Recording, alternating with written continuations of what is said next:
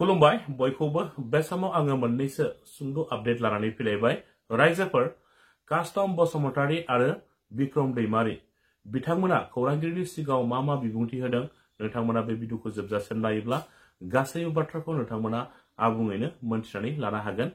भिडिअखौ जोबजासिम नायखांनायनि उनावहाय बिथांमोननि बिबुंथि होनाया जों बर' रायजो राजाफोरनि थाखाय गनायजाथाव नंगौना नङा नोंथांमोना बिजिरनानै कमेन्टनि गेजेरजों फोरमायलायबानो जाबाय।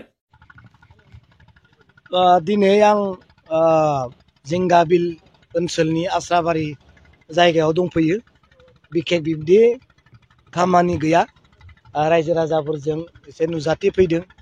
लाफा लांनो फैदोंमोन, अर्गेनिक जायोना, अर्गेनिक आं लाफा लांनो फैदोंमोन, रायजोफोरजों लोगो मोनलायबाय। दा बेयावनो ज' रायज्लायनाय जाबाय। जोंहा जिहेतु हानि समस्या दङमोन। दा बै समावलायनो सोरबा हानि खामानि मावनो दायथ' लादोंमोन नायं। दा बेयाव खोनाबाय सोरबा जोंहा फरायसा आफादनि दैदेनगिरिफ्रा हानि खामानि मावनो दायथ' लादोंमोन, फैसाबो खांदोंमोननो। लाफा लांनो फैनायाव फैसा खांनानै जानायसो फरायसा आफादनि माबा खोनाफैबाय। सोरमोन बेबा नङा होमबा?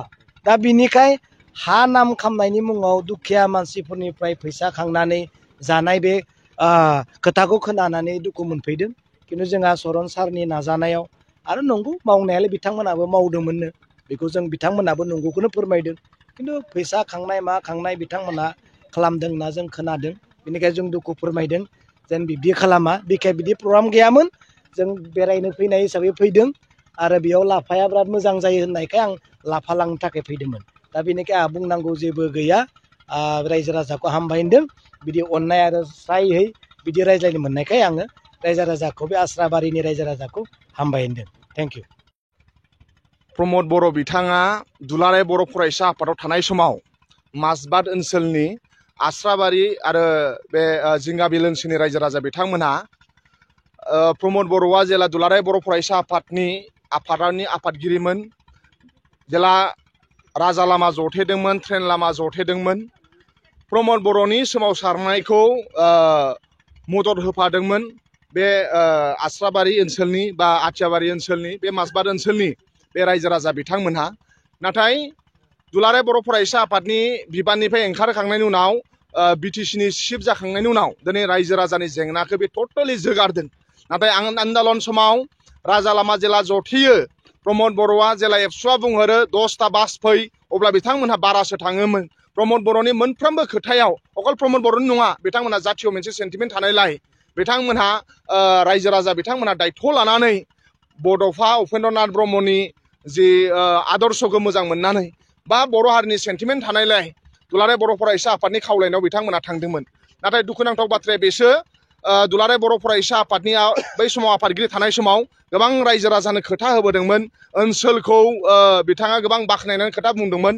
नाथाय बिटिसिनि चिफ जाखांनायनि उनाव बिथाङा बैफोर मोनसेबो जायगायाव फैयाखै, रायजो राजाखौ खबर लाफैयाखै। इभेन रायजो राजाया जुदि थाङोब्ला, खबर लानो थाङोब्ला बिथांमोनहा खबर लायाखै। इभेन प्रमद बर'आ मोनसे समाव बुंदोंमोन बे हाखौ जावनानै नायोब्ला जोंनि आबै आबौनि बेजोंसो मोनगोन होननानै। नाथाय दुखुनांथाव बाथ्राया बे प्रमद बर' चिफ जानायनि उनाव चिराङाव, क'क्राझाराव एबेक्सनसो खालामदों बियो।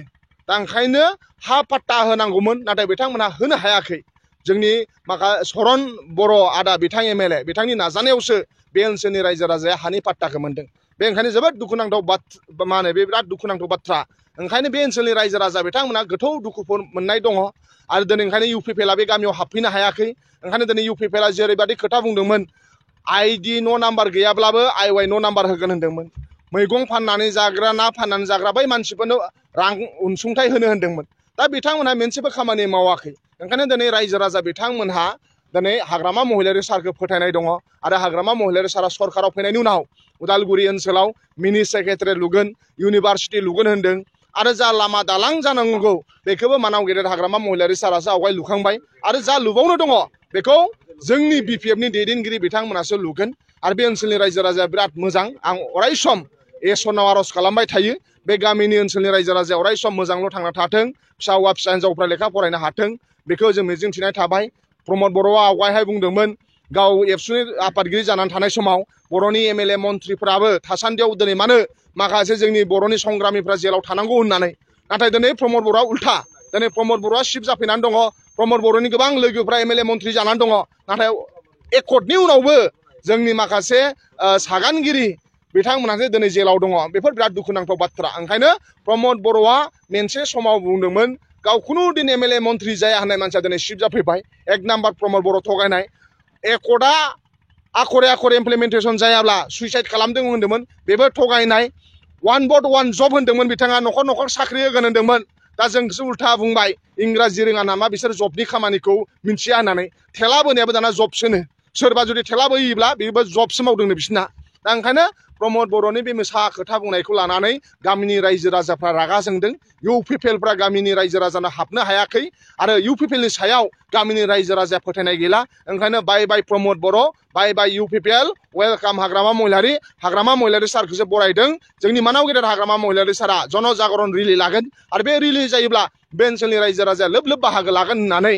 बे ओनसोलनि रायजो राजाया बिथांमोना जोंनो खोथा होदों थेंक इउ माखासे मानसिफोर दङ जायनाखि गेजेरनि मानसि आरो दुलाराय बर' फरायसा आफादा बै समाव मा मावदोंमोन मा मावाखैमोन आंबो मोनसे एबसुनि बै समनि दैदेनगिरिमोन नाथाय माखासे फिसा फिसा भुलखौ माखासे दैदेनगिरिफ्रा मावदों गिदिर गिदिर भुलखौबो माखासे दैदेनगिरिफ्रा मावदों नाथाय बिनि हानि पाट्टाखौ मानाव गेदेर सरन बर' एमएलएनि नाजानाय आरो गामिनि ओनसोलनि माखासे दैदेनगिरिफोरनि नाजानायनि गेजेरजों माखासे हानि माबाखौ जेंनाखौ एसेबाबो सुस्रांनो हादों आरो जोंसो बिपिएफआसो हागोन एबसुआ हाया एबसुआ मोनसे नन सरकारि मानसिसो बिसोर प्रेसारसो होनो हायोमोन दा दिनै इउपिपिएलजों गावसोरजों एबसुजों जेबो फारागथि गैया दा दिनै हायोमोन बिसोरो इउपिपिएल सरकार थानायनि उनाव नाथाय बिथांमोना गोसोआनो गैया बिथांमोना एभेक्सन खालामग्रासो दिनै इउपिपिएलआ बर' रायजो राजाखौ एभेक्सन खालामोब्ला एबसुआ फंसेबो खोथा बुङाखै बिथांमोना नायनोनो थाङाखै दिनै बेबादि दुलाराय बर' फरायसा आफादा चिरां क'क्राझाराव प्रमद बर' एभेक्सन खालामोबा फेरेंगा एभेक्सन खालामोबा